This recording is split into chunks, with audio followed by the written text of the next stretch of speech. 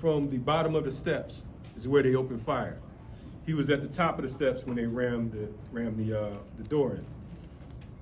They opened fire, and you see all these bullet fragments. Now we're walking in, keep in mind, this is not 7 days, this is 6 days after the murder we're inside of this house, right? So you literally, in one of those rooms, you see brain matter on the wall. This is all blood. They started off saying how he was drugged. They shot him up. What they're talking about right there in that last piece, when he's talking about the bullets going downward, there was 2 shots they shot into him as they stood over him after they already killed him. The flashbang, they threw 2 flashbangs in, but one, after they shot him, he fell on top of it and exploded on top of him. So it's 76 gunshots inside him, 76 bullets, okay? Aside from that, so they took his body and they drug him like he was a dead animal down the steps. They didn't carry him. They never called an ambulance. They just drug him down, and we can see we had to walk past this trail of blood, and they dropped him in the living room, and it's a puddle. That's where they left him.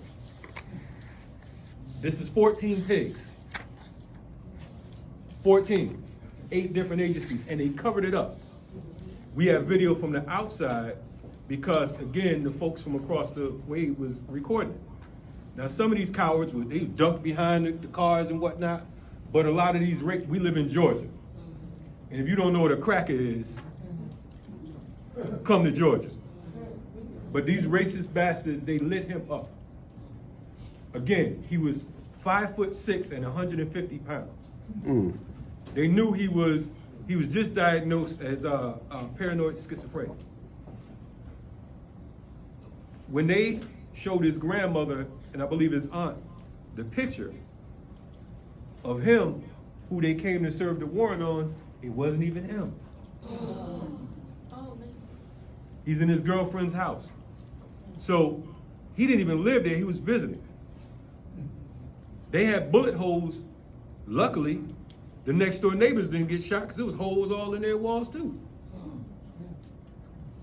How many of y'all heard about this case?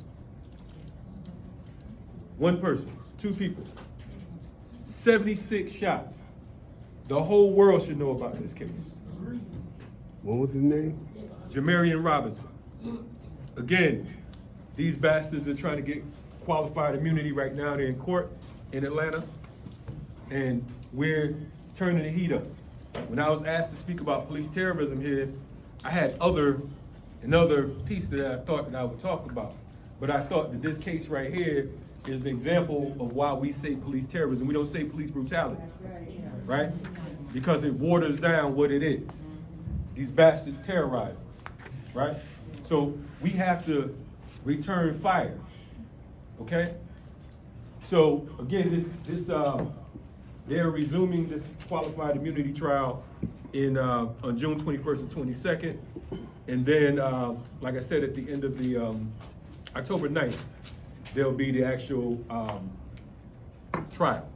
So if you all can make it out there, great. But if you can't, make sure you spread the word. Now, how many of y'all watch Black Power Media? Anybody? Okay, so if you don't, you're doing you and us a disservice. Go to Black Power Media on YouTube.